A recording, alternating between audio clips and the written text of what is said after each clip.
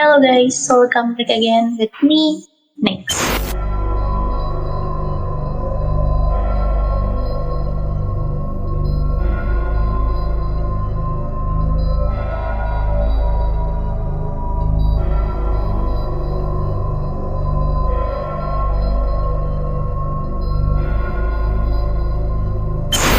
Kali ini aku mau bahas soal Dark Age. Buat teman-teman mungkin gak asing lagi dengan istilah Dark Age. Dark Age sendiri secara sederhana mungkin diartikan sebagai zaman kegelapan yang dialami oleh Eropa. Di mana Eropa sendiri untuk sekarang terkenal sebagai salah satu benua yang memiliki teknologi yang maju.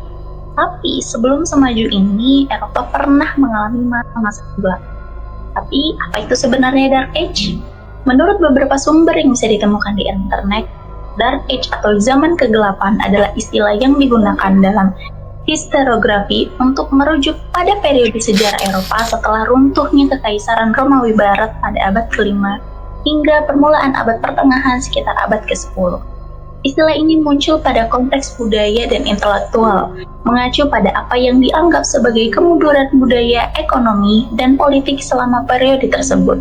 Dalam perkembangannya, istilah zaman kegelapan telah diperdebatkan oleh sejarawan modern karena dianggap bias dan tidak mencerminkan kompleksitas dari zaman tersebut. Istilah zaman kegelapan atau yang dalam bahasa Latin disebut Saeculum Obscurum pertama kali diperkenalkan oleh Petrarca atau Francesco Petrarca pada abad ke-14. Ia menggunakan istilah tersebut untuk menggambarkan kemerosotan budaya setelah kejayaan dunia klasik Yunani dan Romawi.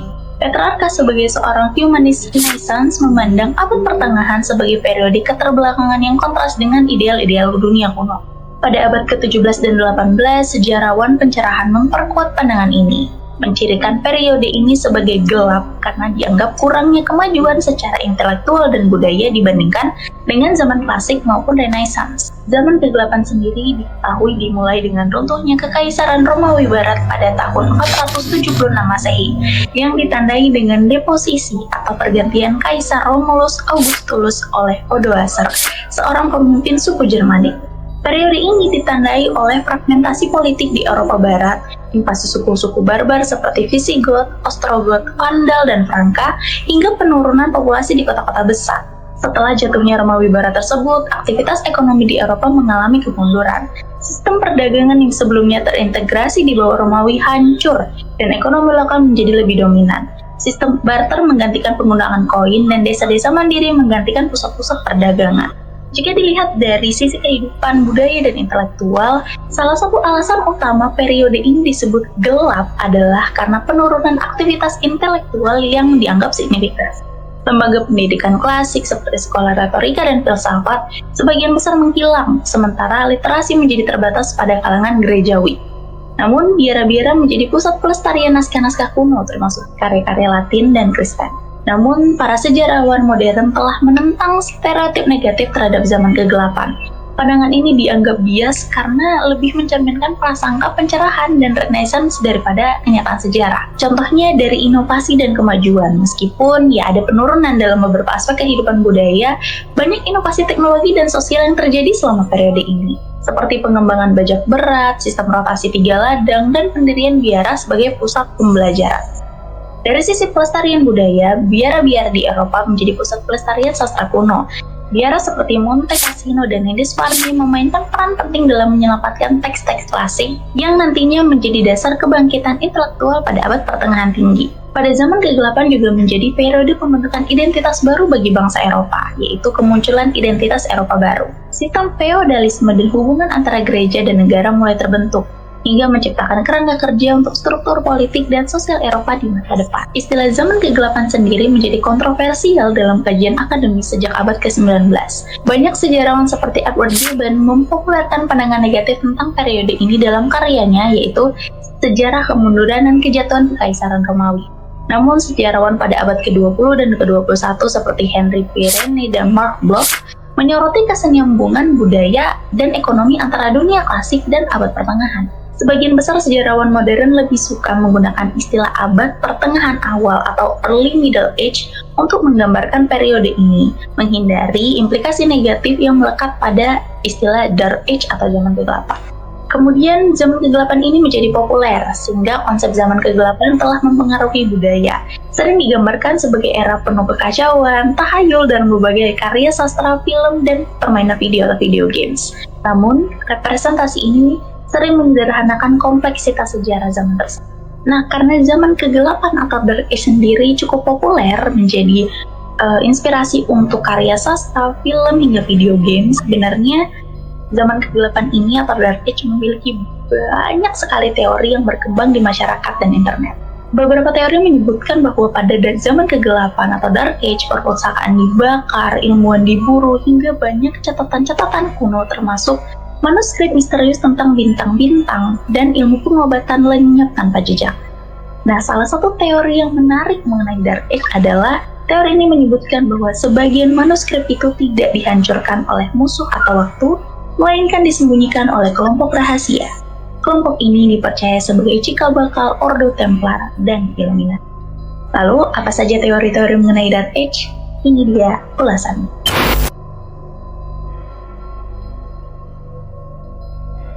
Yang pertama adalah teori mengenai teror dari hutan dan langit. Pada abad ke-6 hingga ke-9, banyak catatan rakyat Eropa berbicara tentang makhluk dari hutan dan penjaga langit. Makhluk-makhluk ini kemudian dideskripsikan sebagai makhluk bertubuh tinggi, bermata hitam, dan tidak memiliki suara. Di desa-desa terpencil, petani mengaku melihat api biru di langit malam, yang sering disusul dengan hilangnya ternak atau anak-anak. Apakah ini hanya mitos? Atau ada sesuatu yang benar-benar menyertai dalam kegelapan? Teori selanjutnya adalah teori mengenai gereja dan simbol rahasia. Ketika gereja Katolik mulai mendominasi Eropa, mereka bukan hanya menyebarkan agama, mereka juga menghapus pengetahuan lama. Banyak lambang kuno dipahat ulang menjadi simbol religius. Namun, ada yang aneh. Karena di beberapa gereja tua ditemukan ukiran makhluk bersayap dengan mata 3, bukan malaikat, tetapi entitas yang mirip deskripsi dari Sumeria kuno atau yang dikenal sebagai Anunnaki. Gereja merahasiakan naskah-naskah ini dalam ruang bawah tanah yang hingga kini sebagian belum pernah dibuka ke publik. Selanjutnya adalah teori mengenai penyihir, penyakit, dan dunia bawah. Di masa ini, di masa zaman kegelapan ini, penyihir bukan hanya mitos. Di wilayah Eropa Timur, catatan berbicara tentang wanita tua yang tahu cara bayangan dari dunia bawah. Mereka dipercaya bisa menyembuhkan penyakit misterius dengan imbalan, yaitu darah manusia. Black Death memang muncul pada abad ke-14, namun benih ketakutan akan kutukan dan penyakit yang tak dikenal sebenarnya mulai muncul sejak awal Dark Age. Sebagian teori konspirasi bahkan menyebut bahwa wabah-wabah itu bukan alami, melainkan eksperimen dari ilmu kuno yang gagal dikenali. Teori yang tak kalah menarik adalah teori mengenai misteri yang tertinggal. Hari ini sebenarnya banyak reruntuhan dari masa Dark Age yang belum sepenuhnya dieksplorasi. Beberapa arkeolog melaporkan mengenai bisikan di ruang bawah tanah, atau menemukan simbol aneh yang tak dikenal dalam katalog sejarah manapun. Sebenarnya, apakah kita pernah hidup berdampingan dengan kekuatan lain? Apakah semua ini dihapus karena manusia terlalu takut dengan kebenaran? Dan yang lebih penting, apakah masa-masa itu benar-benar telah berakhir? Selain teori-teori tadi, ada beberapa teori lagi yang cukup terkenal. Mungkin teman-teman sekalian sudah pernah dengar. Teori yang cukup terkenal mengenai Dark Age adalah teori mengenai sejarah palsu atau yang juga dikenal dengan The Phantom Type Hypothesis.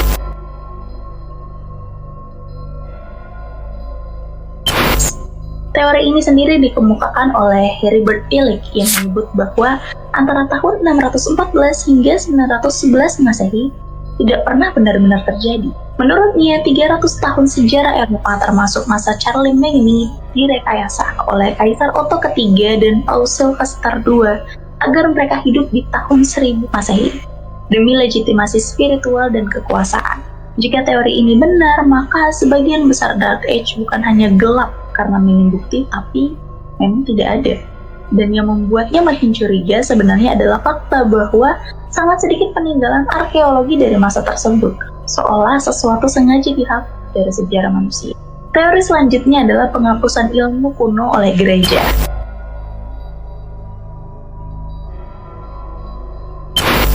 Saat Kekaisaran Romawi runtuh, dunia tidak hanya kehilangan stabilitas politik, tetapi juga ilmu pengetahuan. Tapi, apakah ilmu itu hilang karena perang dan invasi?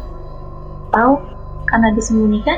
Banyak sejarawan percaya bahwa gereja Katolik saat itu menyita dan menyembunyikan berbagai manuskrip kuno, bukan hanya filsafat Yunani tetapi juga teks Mesir, Babilonia, bahkan Atlantis.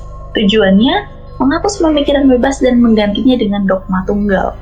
Terdapat rumor bahwa Arsip Vatikan menyimpan ribuan dokumen dari era Dark Age yang tidak pernah dirilis ke publik. Teori yang tak kalah menarik adalah teori mengenai intervensi alien dan hilangnya teknologi tinggi.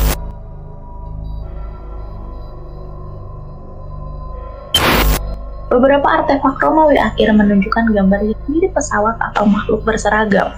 Dalam catatan-catatan kuno dari masa Dark Age, masyarakat desa menggambarkan cahaya aneh di langit, suara menggelegar dari awan, dan kemunculan dewa-dewa asing yang tidak dikenal, dalam Kristen maupun paganisme.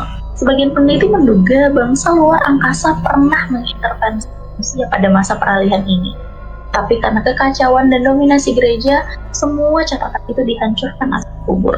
Bahkan ada teori yang menyebut bahwa teknologi Romawi kuno jauh lebih maju daripada yang kita tahu, dan justru disabotase agar manusia mundur ratusan.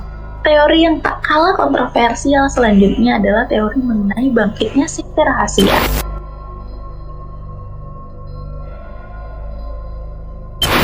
Atau sekte penjaga pengetahuan.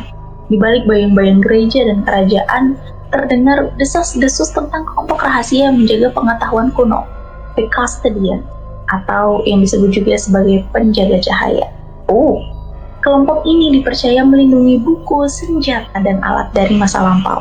Mereka bersembunyi di biara, gua bawah tanah, dan reruntuhan kuno. Anehnya, simbol-simbol kelompok ini sering muncul di tempat yang tidak mungkin, seperti ukiran batu di Skotlandia, mozaik gitu, hingga pahatan di kuil Pike. Teori selanjutnya adalah mengenai eksperimen rahasia dan penyakit buatan.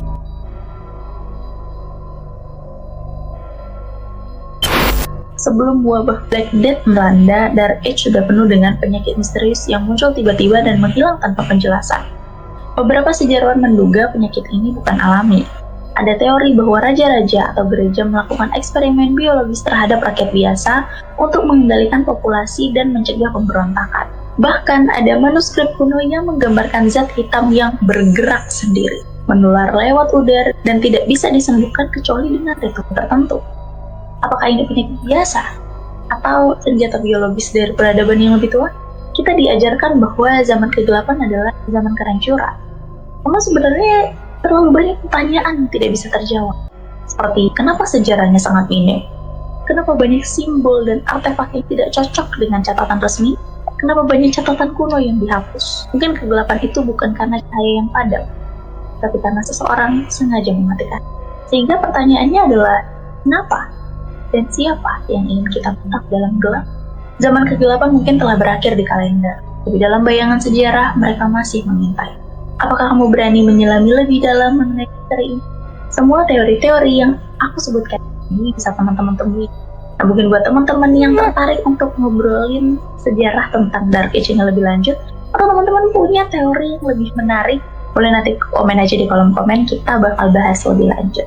Nah, segitu dulu video kita hari ini. Semoga teman-teman suka dan semoga video ini bisa memberikan informasi buat teman-teman sekaligus hiburan.